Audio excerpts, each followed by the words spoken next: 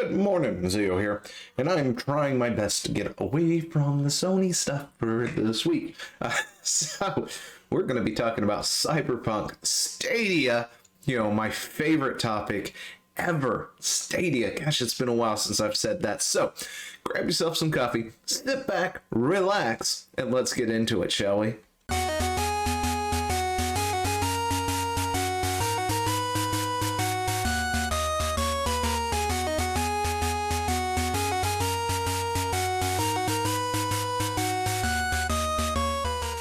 And if the title right there doesn't say it all,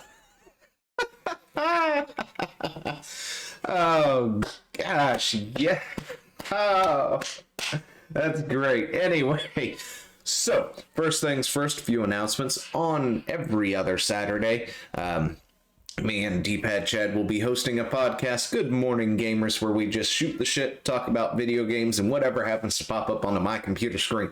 It can be gaming news, it can be us diving into other gaming-related topics and other stuff. And last week, of course, if you missed it, somebody got stabbed. Just saying. Not on the podcast itself, but it was a story we ran across while they were playing games. Anyway...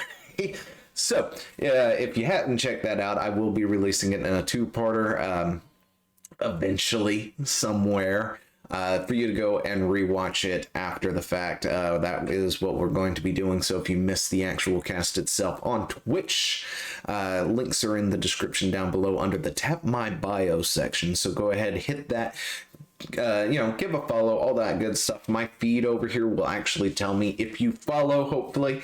And, this way, when we do start up the cast, of course, we will go ahead and announce that you followed and all that good stuff, shout out, that sort of thing. So don't forget to do any of that stuff. It comes with perks. But hey, also on top of that, there's a project in the works. It's pretty much finished at this point. So that should be, look forward to videos on that soon as well. But now, Google Stadia, Cyberpunk 2077 boss laughs after being asked about sales on Google Stadia. So let's go down here and take a look, shall we? But earlier this year, Google announced that it would be closing the first-party studio division of Stadia. And if you didn't know any about any of that, Google did launch a first-party studio who was going to create games specifically for Stadia. They were going to be Stadia exclusives. At the time, they had one indie exclusive, and to be totally honest, I think that's all they still have is maybe a few indie exclusives. Nothing wrong with that or anything. However, I think there's a lot of other issues wrong with Stadia. So if you've missed my Stadia coverage, especially if you're over on the labs, you're going to have to go find my YouTube channel, which is in the Tap My Bio section, and go watch the playlist of how we chronicled the rise and fall of Stadia, essentially, as it was going on, and discuss its many failures, what it could have done, what it should have done, among other things as well. There's a playlist for that, so you should go check that out. If you're over on the tubes, of course, we'll go hit the playlist button and go take a look at it, because I have a habit of making the Stadia fanboys very, very angry, apparently. But look, I'm sorry. The truth is the truth. I read the news. I give you my opinions on it based on my experiences and my knowledge of different things and how it works. And if you can't handle that, I'm sorry. Google screwed it up majorly, especially with how they were doing things, and they've been wishy-washy on how they want to support this, back and forth, where they should have done this but they didn't, or they should have done that and they didn't, or they promised all this stuff and then launched like this instead, like they shouldn't have, and all this other stuff. And not saying there's not a place for Stadia. There is a place for Stadia and how it operates, and I do lay that out in various videos. However, it's not the place for your AAA titles to make a buck, apparently. But anyway, somewhere down in here, I did highlight, right? I forgot to highlight. Dang it. I read through this forgot to highlight, so we're gonna have to just sort of skim it real quick. But yeah, so they closed their first party studio. I guess they decided it takes a lot more to make a game than they were expecting to, especially the AAA style of game that they wanted to do. They were probably better off just handling a more indie style sort of thing. But during an earnings call today, or not today, but as of the writing of this, involving members of CD Projekt Red's executive team, Adam,